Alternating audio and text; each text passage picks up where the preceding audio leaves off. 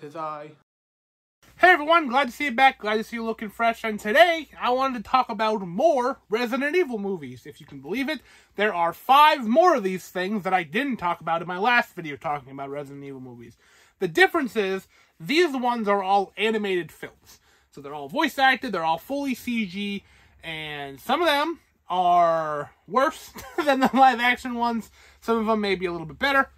But we'll get through it. I mostly want to talk about one of these, but I will talk about all of them briefly before getting to the one I want to talk about. So yeah, let's just jump right into this thing. We'll start off with Resident Evil Degeneration, which is the very first Resident Evil CG film. It was not the very first Resident Evil film, as we said before, but the live action ones came first. So this one involves Leon, and it involves Claire, and I mean, that's about it in terms of Resident Evil stuff. This one, it was kind of a shaky start to this entire franchise. I didn't really care about the plot. I didn't really care about like the stuff in the airport and the breakout there and whatever. And I honestly don't know if these movies are canon or not. They may be to some extent because they don't take place when the games take place. They're kind of in between stories. It's kind of nice to see Leon and Claire, but at the same time, as I wish the story would have been a little bit better. And I wish I would have been able to care. The CG is fine. It's not great for the time. It's not terrible. Late 2000s CG. It's alright. Then we have Resident Evil Damnation, which is a much more intense name.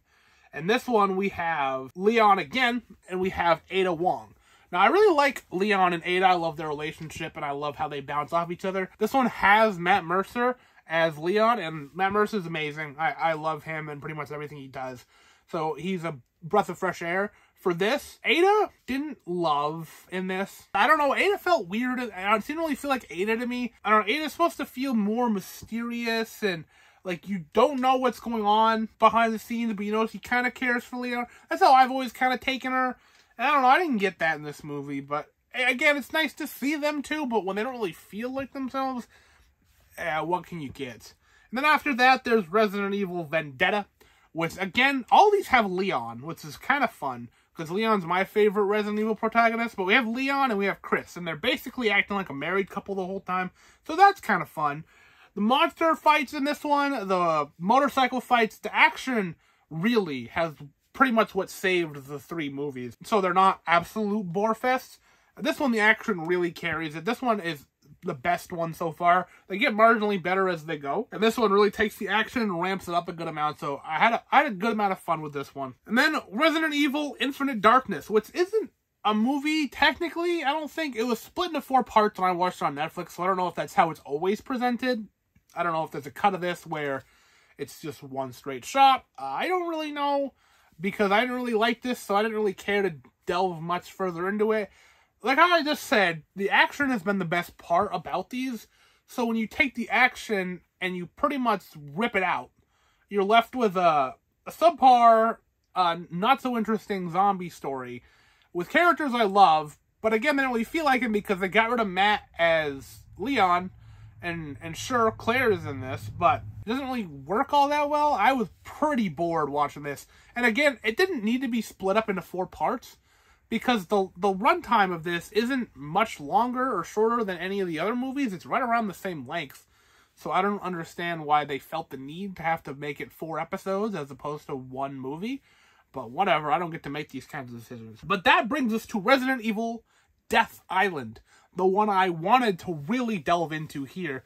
Death Island is a new movie that came out this year and one that made me go back and watch all of the Resident Evil films because I wanted to know, are these worth watching? Are they enjoyable? Are they any good? The answer is some of them. Like I said, Vendetta isn't bad, but this one, while as a movie, you can sit there, poke holes in it, make fun of it, say it's dumb, it's cheesy, it's goofy, whatever.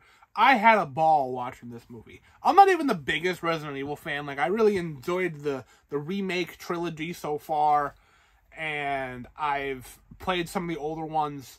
I have a fondness for some of these characters, but having Chris and Claire and Leon and Jill all in the same story, all in the same shot, all kicking butt together, that was amazing. I really enjoyed that quite a bit. If I was a huge Resident Evil fan, I think this would be one of my favorite movies going.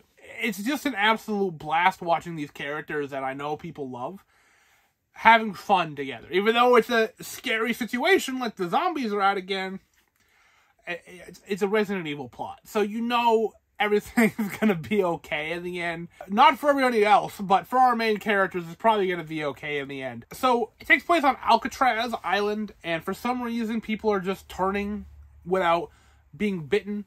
Even people that are being bitten are just perishing. They're not actually being turned. So it's a big question mark as to why people are turning. What's the whole deal going on? And we delve into that, and we learn why, what's going on, and how the situation turned to be. And, you know, typical villain plot in some of these stories, like, it's a little bit like, really, you're going to save the world by killing everybody? Like, that's always the solution. But he has his reasons, and his methodology for doing it. And it involves all our characters getting together trying to solve it. So, and this is the first time that Jill has appeared in one of these movies. I don't know what took them so long. I think that having her own remake, I mean, I get the first game was remade too, but not in this newer style I've been talking about, where Resident Evil 2 remake really what set the franchise going from there. Then 3 remake really took the formula of that. 4 remake added on to that for sure. But 2 and 3 share a lot of the same DNA. So 3's Jill is exactly what we get here. She looks exactly plucked from the game. And that's what I love. Obviously all the other characters change slightly. But Jill is a pretty much one-for-one from the game. And that's kind of what I want from something like this. Like, I don't want them to look a little different, a little, like, stretchier or whatever. Like, some of these other movies, the characters don't exactly look like the characters that I know. I mean, it's obviously them. Like, that's obviously Leon. That's obviously Chris. But, I mean, Chris changes all the time. That's a hard one to do. But, like, that's obviously Ada. But that's not the Ada I know. And it's tough now because, like, I like the Ada from the remake, but this movie came out before the remake, so I can't really hold that against them. These movies haven't aged that well because of it. But this movie, like, the characters look how they're supposed to look. The movie, quick, I think it's the shortest one out of all these. It's a brisk, like, 80-some minutes. It is not long. You get in, you get what's going on, you get some sweet action, you get out. Excellent. I had a lot of fun watching this movie. That actually pretty much inspired me to make this video as a whole. I wanted to, like I said, watch all of these. I'm going to sit down and talk about all of them, one beat by beat by beat, and go through the story of all of them, but I gotta be honest with you, watching some of those older ones, I'm like, I retained nothing. I sat and watched it for an hour and a half, an hour 40, whatever, and I retained nothing, and I was like, well, alright, another movie to check off my letterbox, and that's pretty much it. Except for the last one. The last one, I felt like I got something really out of it, and I really enjoyed it, and I had a blast. And hey, maybe I'll buy it on 4K, because it has a 4K, and that's pretty sick. Put it on the shelf, watch it again someday, show it to people who don't know what Resident Evil is, and I'll be like, this is a Resident Evil movie. Not those live-action ones, not anyone else you've seen. This is what a Resident Evil movie should be. This is the one you should watch. If you haven't seen one, then yeah, that's my recommendation for the end of this video. Have you seen any of these Resident Evil movies, whether or not it's the live-action ones starring Mia Jovovich or any of these animated ones? By all means, let me know down below. And thank you so very much for watching. And as always, like this if you like this, subscribe if you haven't already, and I will see you at some point.